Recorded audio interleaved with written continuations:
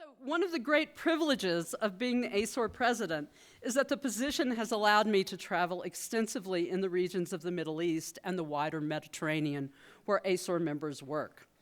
Most often for me, this has meant traveling in the summer to visit ASOR members and ASOR-affiliated excavation projects that are in the field. But in December of 2016, I found myself in Beirut at the annual holiday party of the Department of History and Archaeology at the American University of Beirut. They throw a great party. I highly recommend it to you, both for the delicious refreshments and the fabulous conversations. So one of my fabulous conversations was with our plenary speaker tonight, Professor of Archaeology, Helene Satter. The conversation was fabulous because Professor Satter's research interests are vast. They span multiple subdisciplines within the larger world of Near Eastern studies, meaning that our conversation was wide-ranging, and it was filled with her insights from fields such as Aramean archaeology and history, Phoenician epigraphy and archaeology, and the archaeology of Lebanon. Wide-ranging interests and areas of expertise have moreover been a part of Professor Satter's career since its very beginnings. She holds 2 Bachelor of Arts degrees, one in political and administrative science, and one in archaeology. She also earned an MA in Near Eastern archaeology at the American University of Beirut, where she now teaches, before taking her PhD at Tübingen in Assyriology and Northwest Semitic epigraphy. Clearly, moreover, I am not the only person who has found Professor Satter to be a fascinating conversation partner, as she is currently engaged in collaborative fieldwork and publishing projects with colleagues at the University of Tübingen, Palermo, Cagliari, Pompeo Fabra, and the DAI Madrid project on economic exchange networks in Phoenicia, with colleagues at the University of Durham, the Tel Quba Archaeological Project, with colleagues at Tübingen, the Tel El Barak Archaeological Project, and with her colleague at AUB, Hermann Gens, a book project on the archaeology of Lebanon, and the Tel Hazin Archaeological Project. Professor Satter has published widely in all the areas of her research interest. In just the last 5 years, for example, she has published on multiple aspects of Lebanese archaeology, especially the excavations she co-directs at Tel El Barak, on Aramean history, for example, her article, The Formation and Decline of the Aramean States in Iron Age Syria, on Phoenician history, her article, Phoenicia Stata, on Phoenician epigraphy, a book in progress, on Inscriptions Phéniciennes in Edit de la Collection de l'Action Générale d'Antiquité de Liban, in Assyriology, the Neo-Assyrian Empire and Phoenicia's cultural resistance, and most recently on prophecy in Syria, Zakur of Hamat and Luash. You'll also notice, from my butchered pronunciation, that she publishes in French and German as well as English. She teaches an equally broad range of courses on the archaeology of Lebanon, Phoenicia and the Phoenicians, and ancient Mesopotamia, Sumer, Akkad, Asur, and Babylon. Professor Satter has also been a keen observer of the cultural heritage crisis that has had such devastating effects in the Middle East, including in her home country of Lebanon. And we will hear more about that in tonight's lecture, Between Looters, Collectors, and Warlords. Does archaeology stand a chance? Please join me in welcoming Helene Satter.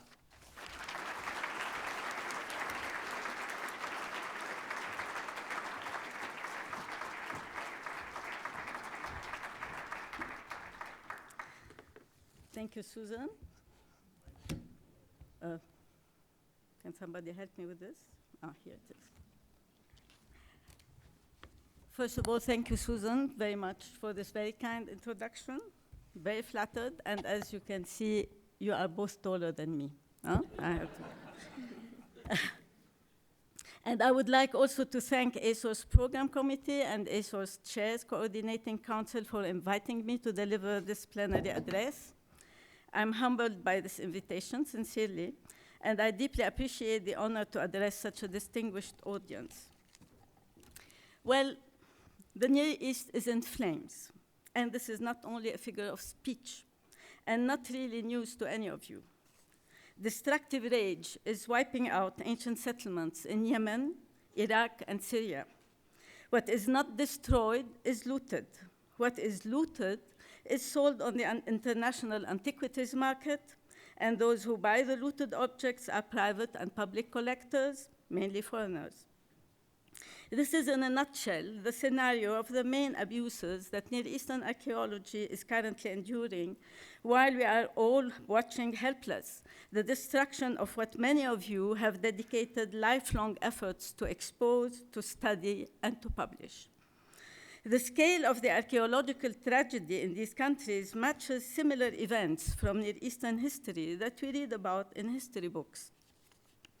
However, our reaction towards ancient and contemporary events is very different and perplexing. Reading about ancient destructions causes in us hardly any feeling of anger, sadness, or dismay.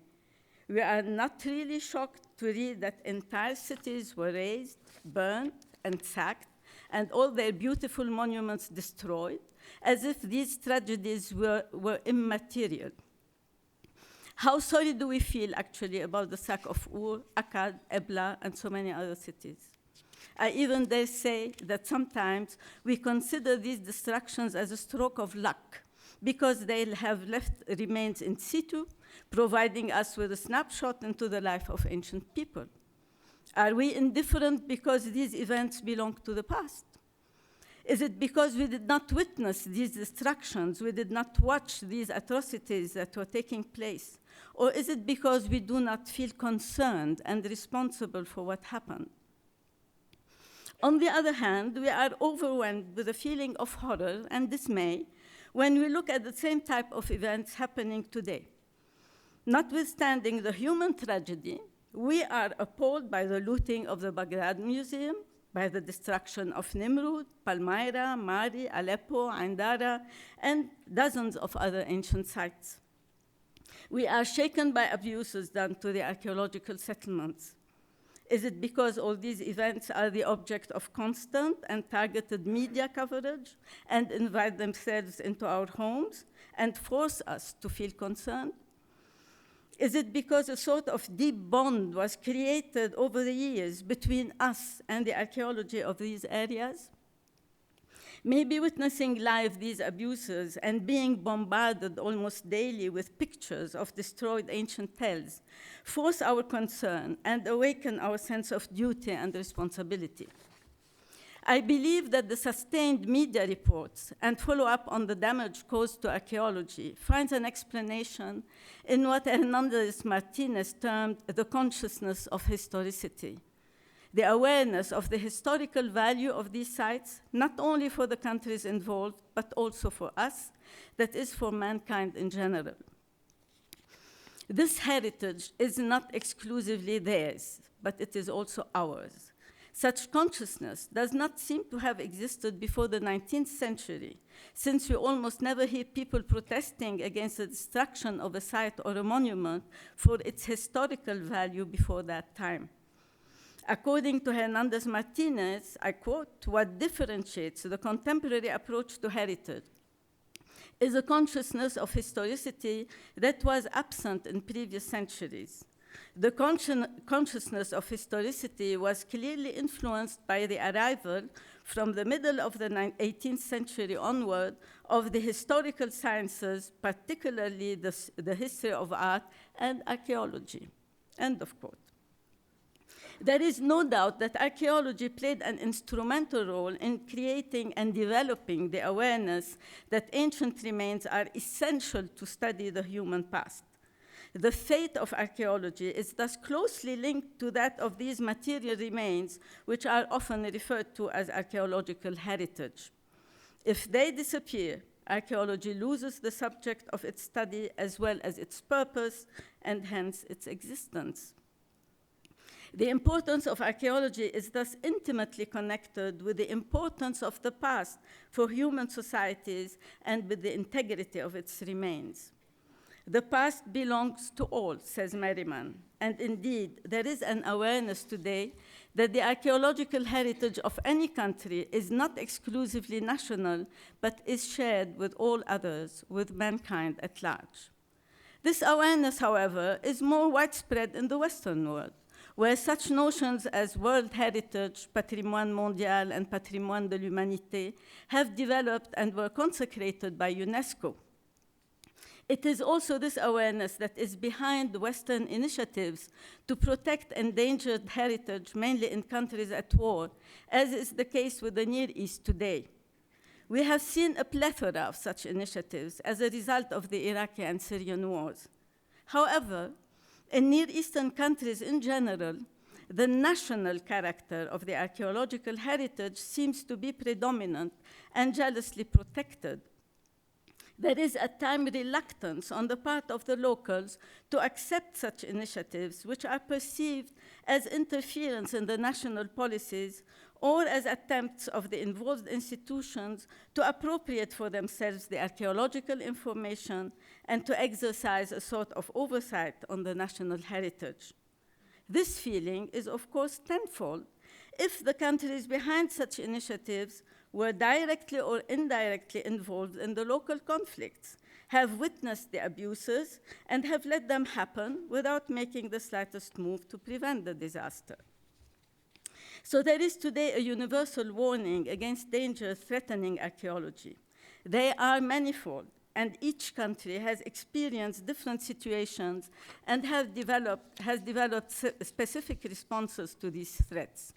Many of the latter are common to archaeology all over the world, while others are more country-specific. The topic of my lecture is not new, and every one of you is aware of the dangers threatening archaeology. This is the reason why I will approach the subject from the perspective of Near Eastern and more particularly Lebanese archaeology, which I believe is maybe less familiar to most of you and which has problems that are specific to its history as well as to the perception its people have of their past. To assess the damage that was and still is caused to archaeology as well as the chances the latter still has to contribute to Lebanese history is what I'm going to attempt to share with you this evening. My focus on Lebanese archaeology as a case study is obvious, given the fact that I've been involved in it for several years. In addition, I think that the case of Lebanese archaeology has not raised as much attention and interest as did the Iraqi and Syrian ones, for example. On the other hand, the Lebanese war is over. It ended 30 years ago, but the problems of its archaeology are still acute. No one can hide anymore behind the war and claim that it is guilty of all the abuses done to the archaeological heritage. In spite of the fact that Lebanon's civil war, which broke out in 1975 and ended in 1991, had its share of international news, the abuses done to the archaeological heritage of the country were almost never placed in the spotlight and were hardly ever mentioned in the international media. Except for a few articles here and there, little has been done to draw the attention of the international community to the abuses and dangers threatening Lebanon's archaeological heritage. Compared to the media coverage of the endangered Syrian and Iraqi archaeology, the media coverage in the case of Lebanon was almost insignificant. It is true that the scale of archaeological activity in Syria and Iraq in the last decades was by far superior to the activity in Lebanon, and its stakes were much higher. Archaeological projects with funds in the hundreds of thousands with impressive and important breakthroughs for the history of the region were making the front page of the newspapers at regular intervals, while Lebanese archaeology was hibernating during the war and immediate post-war period. This has caused, I guess, a loss of interest in Lebanese archaeology on the part of both scholars and media, since there were no exciting news to announce. When mentioned at all, the malheurs befalling Lebanese archaeology were ascribed to the civil war, but it would be untrue to blame only the recent conflict for the attitude of the Lebanese towards their past. It is sad to observe that the war has only increased the size and the scope of the disaster, but the phenomenon itself is deeply rooted in Lebanese society. Near Eastern archaeology today is not suffering only from looting, collecting, and occasional destructions due to armed conflict. The real and permanent danger lies in a more pernicious and far more dangerous reality which threatens the mere essence of archaeological work. I refer here to the incapacity of the public authorities and the people in general to comprehend the purpose, aim, and importance of archaeology, and the failure to elaborate a vision for its development. I will deal with the issues of endemic looting of sites and collection of objects retrieved from clandestine excavations, and then I will address a series of issues specific to Near Eastern and Lebanese archaeology, underlining what was done and what still needs to be done to remedy to its problems. The looting of archaeological sites is a worldwide crisis, which unfortunately did not spare the Near East in general and Lebanon in particular. I would like to investigate first the reasons which have led people to loot their archaeological sites, and those that have led some of them to become interested in archaeological artifacts and to start their own private collections. I would like to argue in this context that those who awakened the interest of local looters and collectors historically and drew their attention to the importance of antiquities are European diplomats and intellectuals of the 18th and 19th century who visited or resided in these countries. In Lebanon, the main event that increased people's interest for ancient artifacts was, in my opinion, the fortuitous discovery in 1855 of the famous sarcophagus of the Sidonian king Ishbunazar II. Pelletier, the French consul, had ordered and funded illicit excavations on a land parcel belonging to a local Sidonian citizen. When the sarcophagus was discovered, Pelletier claimed its property. The rest of the story can be summed up as follows. The discovery was of such importance that Pelletier's right of ownership came into dispute. Controversy raged between the English and French consuls. While the litigation was in court, the excavation was closed by the Turkish governor of Sidon and the guard of soldiers assigned to protect the site. The French finally won, and before a large crowd which accompanied it to the harbor, the sarcophagus was shipped to Paris and displayed in the Louvre Museum, where it is still to be admired today. This event had a positive and important consequence for Phoenician archaeology. It was the reason behind the official commission of Ernest Renan to come and look for more Phoenician antiquities, which he did in the early 1860s, thus achieving the first systematic archaeological survey of the Syro-Lebanese coast in his Mission de Phénicie. The discovery of Ishbunazar's sarcophagus had also a negative, but no less important consequence. The struggle over it was an eye-opener to the local population, who perceived the value of old things for the possession of which foreigners were competing. Foreign and local elites interested in Phoenician antiquities led to the rise of a new class of antiquities collectors who opened a wide door for looters and dealers. What happened can be reconstructed as follows. European interest for and struggle over antiquities led to local awareness among the population, at least for the market value of these objects. This situation can be compared to what happened in South America. Elia says that Bliss and Rockefeller were influential in promoting the collection of pre-Columbian artifacts as art, which stimulated a furious cycle of looting of Mesoamerican and Andean sites. Unquote. In order to imitate foreign collectors, some locals started looking for and acquiring antiquities. In order to satisfy the increasing demand of both local and foreign collectors, an army of looters and antiquity dealers was born. The impact of this treasure hunt on the Lebanese archaeological heritage was devastating, and many testimonies show the extent of the destructions which ensued.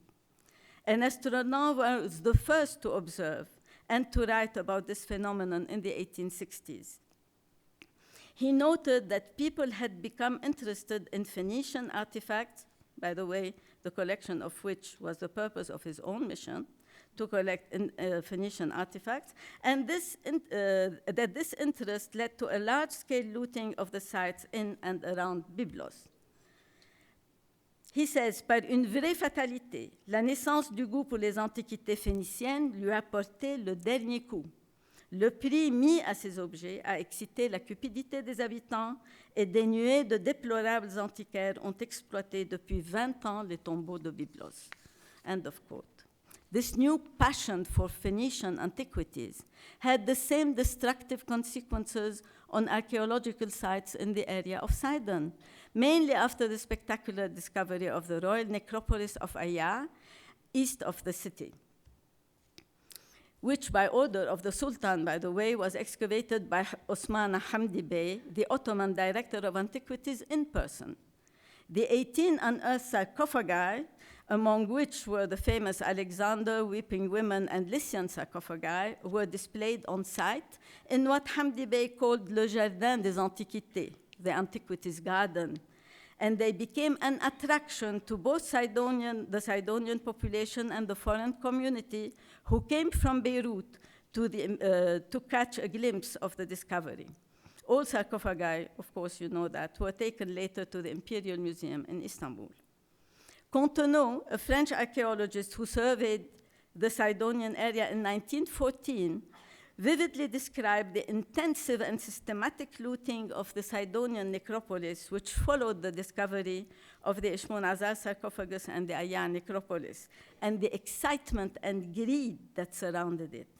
He reported that locals were persuaded that ancient tombs contained valuable forgotten treasures, and they set their minds to discover them. The situation worsened when they realized that these artifacts could be sold. In order to increase their profit, they did not hesitate in breaking them into fragments that they sold individually. The absurd idea of hidden treasures, to use Renan's words, has not changed. And even today, in the 21st century, the first question that comes to a layman visiting an archaeological site is, where's the gold? And of course, people suspect the archaeologists of lying to them when they answer that there is no gold, but thousands of potsherds. No? Looting of archaeological sites continued at a more or less intensive pace until the outbreak of the Lebanese War in 1975, when looting of antiquities took frightening proportions. Alarm was raised by the French periodical Archaeology in its July-August 1991 issue with the headline, Liban, un patrimoine mondial en perdition. It was relayed by Robert Fisk, who described the large-scale looting of antiquities in his article, The Biggest Supermarket in Lebanon.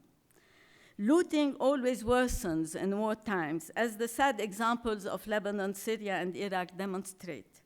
During the war years, the Lebanese archaeological heritage suffered from severe abuses, which were responsible for large and irremediable destruction of archaeological sites. Clandestine excavations flooded local and international antiquity markets with all sorts of findings from all periods.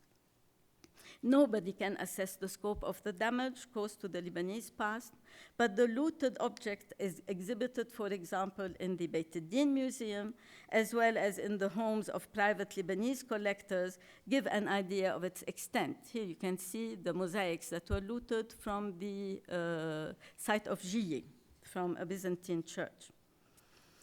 When looking at the showcases displaying looted Roman jewelry in the Beit el-Din Museum, one may have an idea of the number of violated ancient tombs and of the lost information.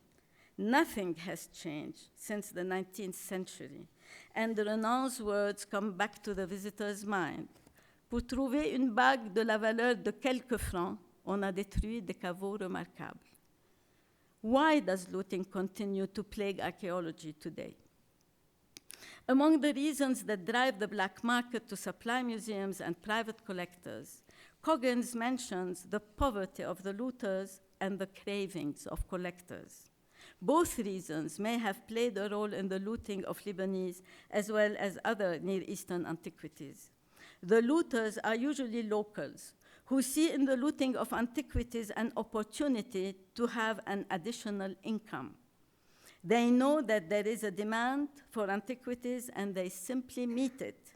In times of war, this trend increases because of the lack of state control and because war times are often periods of great economic crisis, which force people to find means to survive when regular jobs are not available and when inflation reduces their purchasing power. In Lebanon, the inflation rate reached its peak in the late 1980s, bringing the exchange rate of the US dollar from 2.30 in 1974 to 2,800 Lebanese pounds for $1. The case of Lebanon is by no means unique.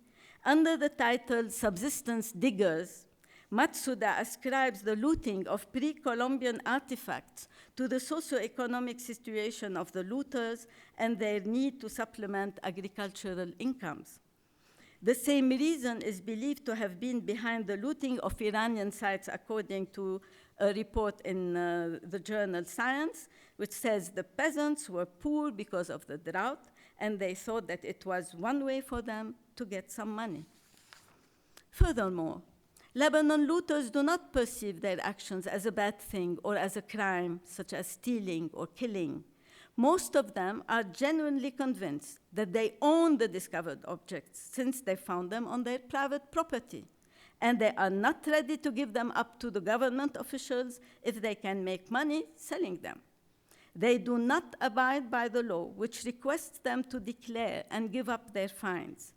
And this is due, in my opinion, to a deeply rooted and not always unjustified mistrust towards the authorities' competence, honesty, and efficiency, and for fear that the state will expropriate the land where the discovery is made at an undervalued price. Finally, and most importantly, looters do not understand the historical meaning of the looted objects, but are interested only in their market value. In short, archaeology represents for the large majority of the looters only artifacts that can be sold or collected. Scholars have tried to explain this worldwide phenomenon of archaeological looting.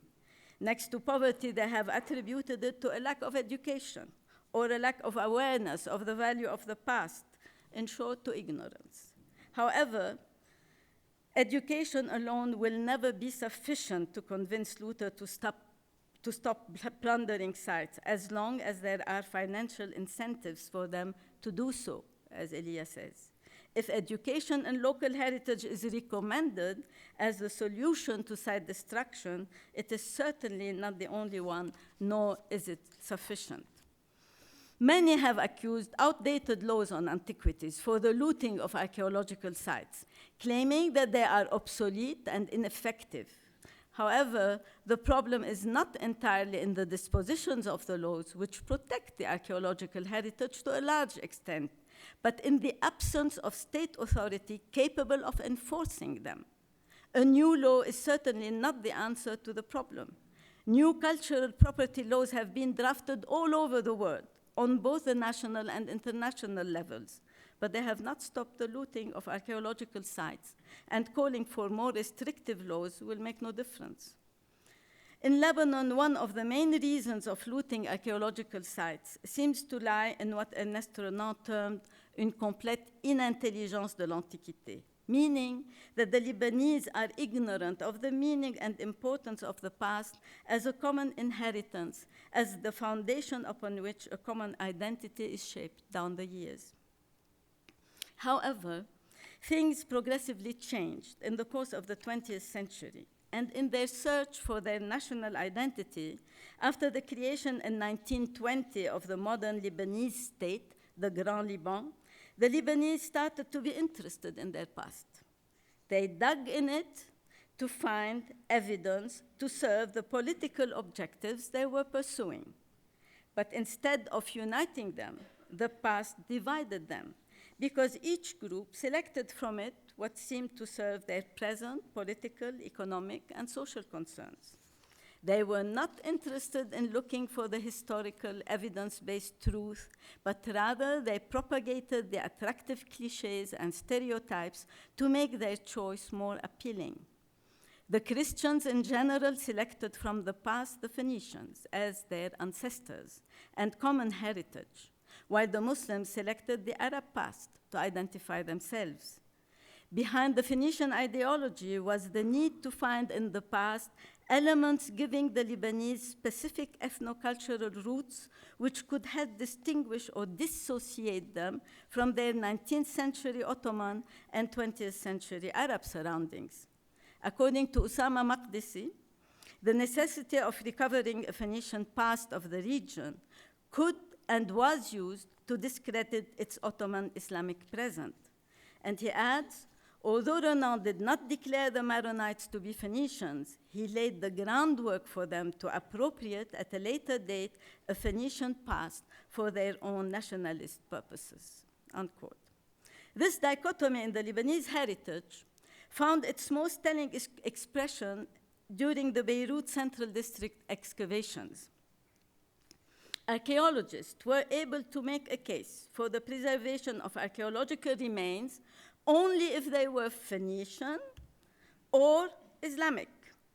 Remains with hundreds, of square meters of Byzantine mosaics, well-preserved Roman monumental architecture were dismantled without raising great concern because no one claimed them. 2 months ago, AUB's president was the guest editor of a special issue of the An-Nahar newspaper. And I was solicited to contribute an article, and I'm giving you the translation of the Arabic title that was suggested to me, Ownership of Our Two Rich Heritages, the Arab and the Mediterranean, in order not to pronounce the sensitive word Phoenician. I think this proposed title says it all. The idea of a national heritage to consolidate national identification, to absorb or neutralize potentially competing heritages of social-cultural group or regions has not yet developed fully in Lebanon. The debate about the identity of the Lebanese people has not come yet to a satisfactory conclusion. And I believe that this is at the root of their suspicion towards their past and their indifference for the preservation of their archaeological heritage. After having watched helpless the looting of archaeological sites, the Lebanese government issued a decree in the late 1980s forbidding trade in antiquities and the export of archaeological artifacts from Lebanese airports and harbors, which was allowed by the 1933 law for licitly acquired finds. This decision led several legal antiquity dealers to close shop, but encouraged the smuggling of antiquities, which was facilitated by corrupt officials. The same economic interest that drives the looters drives also the dealers, who know to whom, where, and how to sell antiquities.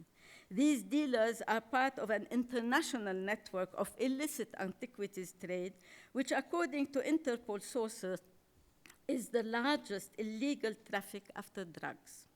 So high is the demand for antiquities all over the world, and so profitable is the trade. Dealers are the ones who earn big money from both local and international traffic, and they are the ones who provide artifacts to collectors. The latter are certainly another major threat to archaeology, but their motivations and their drive for collecting archaeological artifacts are different. Collectors certainly have a passion for antiquities. They are people who know the value of the objects they are collecting. They are hence presumed to be more educated because they appreciate, preserve, keep, and treat antiquities with care. This assumption results from the fact that the most famous private collectors are well-known and highly respected public figures who are in principle more likely to understand the historical value of the artifacts and the implications of their looting. But in fact, and most of the time they don't, or they don't care. Their interest, to borrow Boardman's words, is prestige. and the objects are acquired for their rarity or assumed aesthetic appeal rather than scholarly importance, unquote.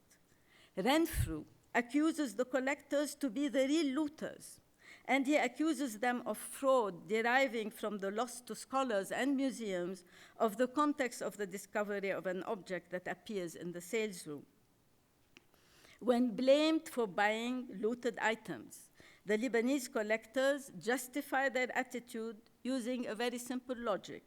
If they don't buy the proposed antiquities, others will. They defend themselves, arguing, often correctly, that they are saving the looted finds by buying them and keeping them in the country in the safe environment of their own home. Saving antiquities was also the argument used by those buying items on the market for Western museums in countries at war. In many instances, Lebanese collectors of antiquities are simply driven by fashion and mundane competition. Buying antiquities has become, as strange as it may sound, a sign of education and refinement. A month ago, a private museum baptized Nabu was inaugurated in North Lebanon near Shekka. It displays a large private collection of looted artifacts from Lebanon, Syria, Iraq, and Yemen.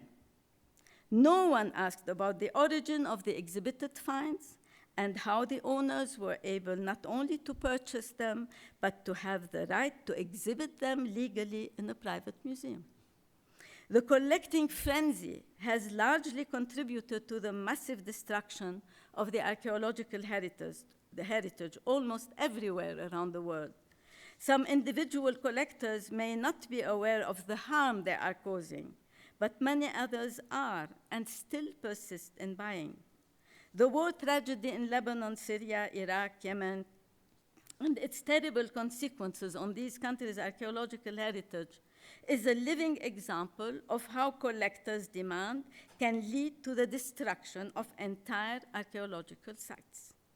Scholars have correctly stressed that neither education nor enforcement efforts will protect sites from looting, but will eventually decrease the demand for antiquities. Archaeological sites will continue to be looted so long as there are people anywhere in the world willing to pay money for looted antiquities, and so long as there are people living in poverty and the chaos of war and sectarian conflict who are willing to break the law to uncover and sell them. This critical attitude towards antiquities collectors, mainly private museums, is not shared by all scholars. Many defend the right of encyclopedic museums to continue acquiring looted artifacts, to display, study, and protect them. Boardman, for example, criticizes the new legislations which prevent museums from acquiring antiquities from the market as a major threat to scholarship, and asks, is it so grave an offense that they, meaning the antiquities from the market, should pass into the possession of those who understand them, collectors or museums, even if necessarily via a trade? These authors condemn looting and dealing, but defend private collectors and museums. They want the authorities to target the source of criminality, but not the collectors. They also believe that by wanting to protect antiquities, those who encourage censorship and restrictive legislation are in fact causing the loss of what they want to safeguard. These and other arguments are part of the ongoing debate regarding the responsibility of museums and collectors in encouraging, directly or indirectly, the looting of archaeological artifacts. Looters do what they do for the money, and mostly out of ignorance, while collectors are revered as connoisseurs and frequently occupy positions of power and authority, which allow them to acquire expensive items. Stopping the demand will have a direct and effective impact on the looting and hence on the safety of the archaeological heritage. Scholars will long debate on who is to blame for the destruction of cultural property, and they may continue to disagree on the best and most appropriate means to stop the looting.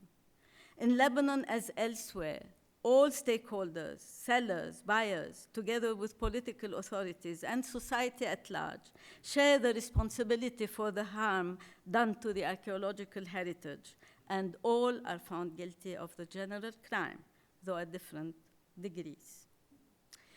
While looting and collecting are almost universal diseases against which the world has mobilized itself and has taken strict measures to counter them, other problems are more specific to Near Eastern archaeology and have more detrimental effects on it. However, and for obvious reasons, they are not discussed in the open, like looting, collecting, and war damage, but they are only whispered with commiseration in private circles because it is an issue that may be perceived as patronizing and as interference in the internal matters of a state. When one reflects about the situation of archaeology in some Near Eastern country, like Lebanon, Iraq, Syria, Yemen, the first striking evidence is that not one has developed the sector of archaeology up to modern standards. One cannot help but wonder why, in spite of decades of intensive international archaeological activity in those countries, the standard of local archaeological work is not up to expectation and often even jeopardizes, I dare say, the archaeological heritage. This situation is not the result of the recent armed conflicts. It was prevailing before and continues to prevail even after the end of the conflict. The situation is endemic and does not seem to change. It has and still is impacting archaeology's fate and future. If we look into the causes of the situation, a finger will be automatically pointed at the responsible political authorities, because the archaeological heritage is first and foremost a national concern and not only a private one. Over the years, their attitude towards the archaeological heritage has been plagued by political and economic considerations and often by indifference. The politicization of appointments has consistently brought to critical positions people who are unable to develop an appropriate vision to improve the archaeology of their country. This is reflected in the state of the departments of antiquities, those institutions responsible for the archaeology, which in the 21st century are still under or badly staffed, under-equipped, and financially needy, with a very narrow margin for new initiatives. This is also reflected in the failure to graduate in public institutions professional archaeologists trained in both fieldwork and research methods, archaeologists with access to academic publications, with the necessary background to make their results available to the scientific world and to establish a dialogue with the international community of scholars. One wonders why such professionals are still a small minority, a rare commodity in their countries. For decades, Near Eastern archaeology has relied on foreign archaeologists, and the contribution of local professionals was often minimal. The political and education system, as well as the difficult living conditions in these countries, have often prevented local archaeologists from interacting with their foreign colleagues and from acquiring their know-how. As a result, the history of the Near East was and still is written by foreigners. With the awakening of nationalist feelings exacerbated by the political situation in the area, a resentment is appearing progressively among local archaeologists, not towards those who have kept archaeology in this underdeveloped state, but against international missions. It seems to me that they have a need to prove that Near Eastern archaeology does not or need not depend anymore on foreigners, but that locals are capable of taking ownership of their own heritage. While taking ownership of one's own country's heritage should be considered a natural and welcome development, In many instances, and because of their unpreparedness, this is leading to the loss of archaeological information and is accompanied by a denial of the necessity and the advantages of international cooperation. The example of the Beirut Central District excavations may serve to illustrate my point. At the end of the civil war, the priority of the Lebanese government was to reconstruct the destroyed center of the city. A master plan for the reconstruction was designed, and the financial and legal framework for its implementation was created. But do you think that archaeology was part of this plan, in spite of the fact that Beirut had archaeological remains well known? Do you think the planners had a vision of how to organize and to coordinate the archaeological work with the development of the area? Do you think that any one of these responsible people looked up a publication or asked an archaeologist to see whether Beirut had remains that should be studied, protected? The answer is obviously no. It did not even cross their minds, in spite of the fact that major discoveries were made in the 1940s and 1950s, and that several Roman remains were still standing in situ in Beirut. This oversight of the government is indicative of the lack of interest for the archaeology that they perceive often as a nuisance. Not once did the government stand at the side of the archaeologists against the real estate and developing company Solidaire, an acronym for Société Libanaise pour le Développement et la Reconstruction, which was in a hurry to implement the lucrative plan, destroying on its way historical buildings and archaeological sites. The responsible institution, the Directorate General of Antiquities, in the years following the end of the armed conflict, had its offices destroyed, and it was depleted from almost all its professional staff. Instead of investing in its rehabilitation in order to have a reliable institution capable of managing such a huge project and able to open a dialogue with the developers, the government found it easier to bypass it and appeal to foreign teams. Indeed, with the exception of a couple of university professors, there was hardly any Lebanese archaeologist to take ownership of the project. This latter reality is in itself appalling and clearly shows how unimportant it was for the authorities to encourage and develop over the years the education of professionals capable of safeguarding the country's heritage. What mattered for the government was to get rid of the archaeological remains as fast as possible in order to speed the multi-billion rebuilding project. This comes as no surprise, since even before the war, in the 1960s, the Bronze and Iron Age fortifications of Beirut and the entire pre-Hellenistic inner city had been destroyed by sewers and modern buildings without the Department of Antiquities objecting or hurrying to rescue them. They could not have possibly overlooked it, since the scope of the destruction was too important to go unnoticed. It is very sad to realize that after it had been preserved intact for centuries, as shown on this 1920 plan and on the photograph, the Tell of Beirut was destroyed in the second half of the 20th century AD. Even after foreign and local archaeologists had started their work in downtown Beirut, the reconstruction has led to several unfortunate incidents which have resulted in the partial or total destruction of archaeological remains. The debate over the preservation or the removal of the excavated remains never found a satisfactory solution and has been and still is on every occasion the subject of an unfortunate and sterile controversy. These incidents could have been avoided had the authorities incorporated archaeological work in the building plan. But the worst was to come. When the downtown infrastructure works were completed at the end of the 1990s, international archaeologists left Lebanon, but the Department of Antiquities was still incapable of meeting the increasing need for rescue excavations caused by the building boom and anarchic urbanization that was spreading all over the country.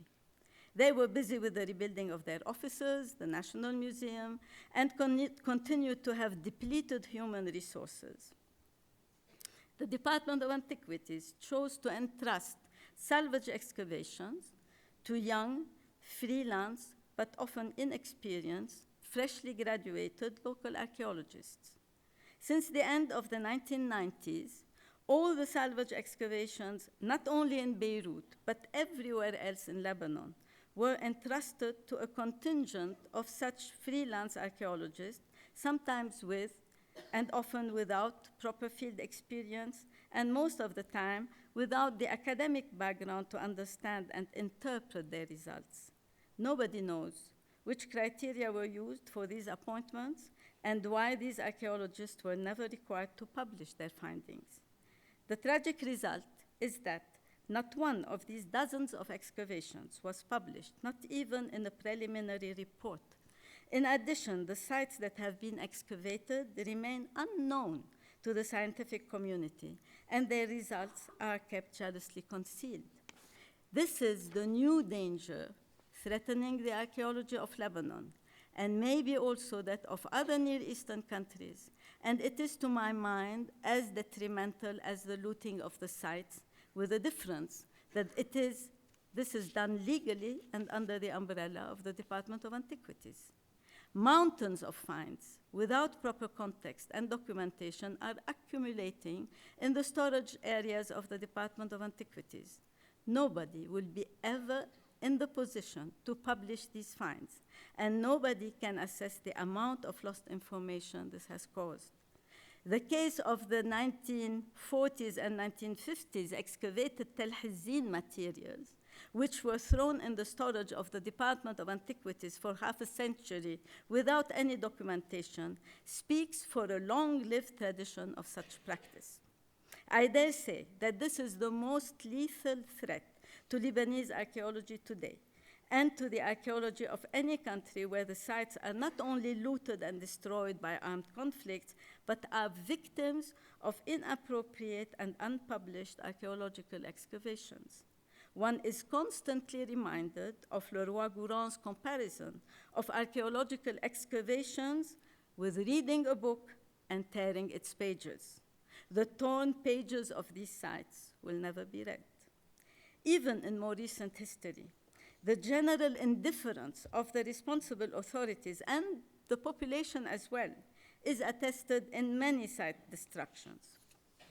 For example, Tel Fadousk Farabida and Tel Kuba, two very important sites of the early Bronze Age in North Lebanon, have been bulldozed without any objection from both the local and the national authorities. Salvage excavations have tried to rescue some information from these sites. Notwithstanding this pessimistic situation, to heal Near Eastern archaeology from the diseases that have crippled its development and have caused the loss of parts of the national past is a difficult but not impossible task.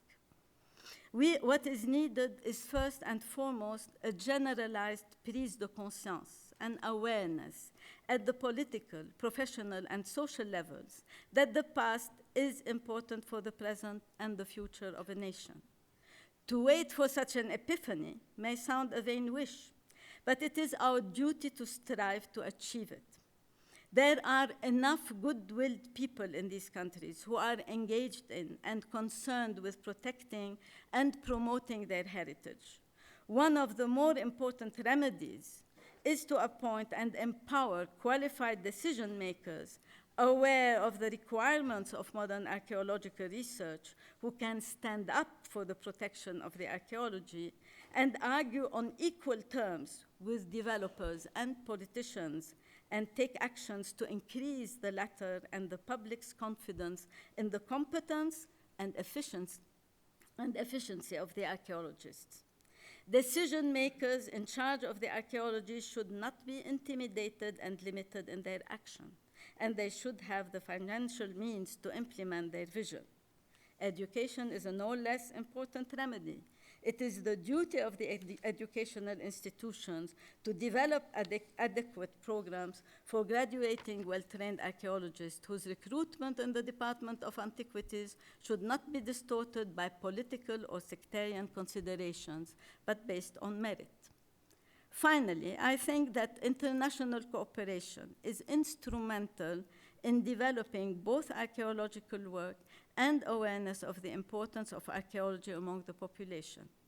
I recall here the example of pre-war Syria, where international cooperation, encouraged by the local authorities, has contributed to the rewriting of Syrian ancient history and has led to giant steps in the understanding of the Syrian past. International cooperation, however, should strive not only for scientific results, but also to help create a class of local professionals and equal terms interlocutors.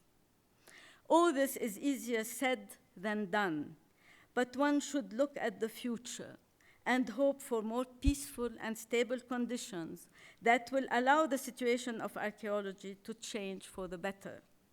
The leaven is in the dough, and under proper conditions, it cannot but ferment and grow. I would like to end my talk recalling a Phoenician allegory. Well, I'm a Phoenician also.